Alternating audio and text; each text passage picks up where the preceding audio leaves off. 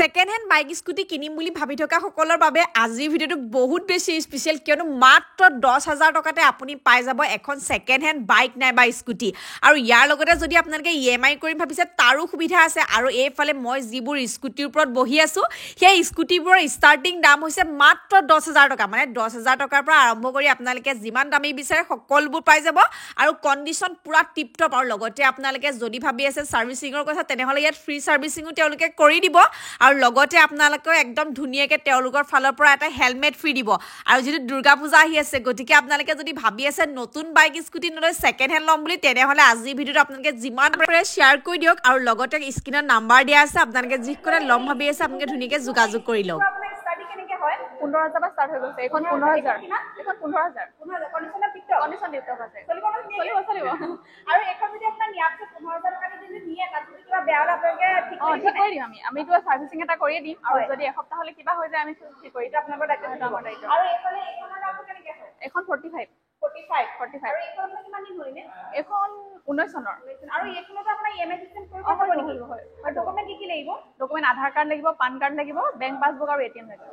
আৰু এইফালে এইখন যে এইখনৰ কণ্ডিশ্যন পুৰা নতুনেই হৈ আছে এখন নতুন এখন 4 মাহ আছে মাত্ৰ 4 মাহ আছে আৰু এইফালে এইখন লিখছো এইখন আপোনাৰ কণ্ডিশ্যন পুৰা টিপটপ ধুনীয়া কণ্ডিশ্যন টিপটপ হৈ আছে এইখন আপুনি কিমান দিনীয়া হয় এখন 15 চনৰ আৰু এইখনৰ কিমান মান আহিব এইখনত 20 আহিব 20 মাত্ৰ 20,000 টকা আৰু এইখন আপোনাৰ মানে 20,000 টকাৰে নিয়াপছে যদি কিবা প্ৰব্লেম নাই আপুনি চাই দিব মানে দামটো ইমান বেছি কম হৈছে সেইকাৰণে সুধিছো আপোনালোকে দায়িত্ব ল'ব নলয় ভিডিঅ' দেখুৱাই সুধিব ন ইমান কম দামত দিছে আপোনালোকে যদি কিবা বেয়া হয় দায়িত্ব ল'ব নাই আমি এসপ্তাহ হ'লে সব ঠিক কৰি দিম এসপ্তাহলৈকে সব ঠিক কৰি দিম আপোনালোকে প্ৰথমতে কিনি লওক তাৰপিছত এসপ্তাহ পুৰা চলাওক আৰু যদি কিবা প্ৰব্লেম পায় তেনেহ'লে ইয়াত আহি পেলাই আপোনালোকে দিবহি পাৰিব তেওঁলোকে সব ঠিক কৰি দিব আৰু এইফালে এইবোৰ দেখুৱাই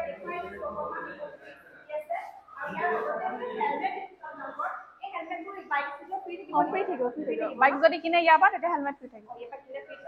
আৰু এইফালে লিখিছো আপোনাৰ বাইক এই বাইকবোৰৰ কেনেকৈ হয় এখনৰ হৈ গ'ল 45 কিমান দিন হয় এখন 18 চনৰ মানে ষ্টাৰ্টিং আপোনাৰ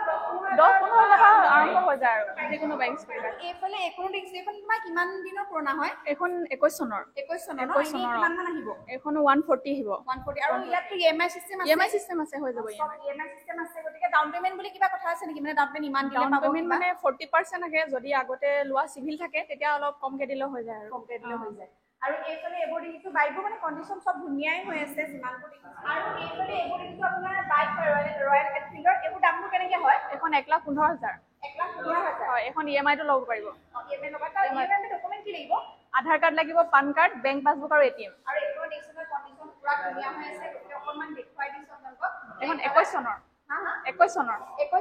চনৰ হয় গতিকে বহুত বেছি ধুনীয়া হৈ আছে আৰু এইফালে এইখন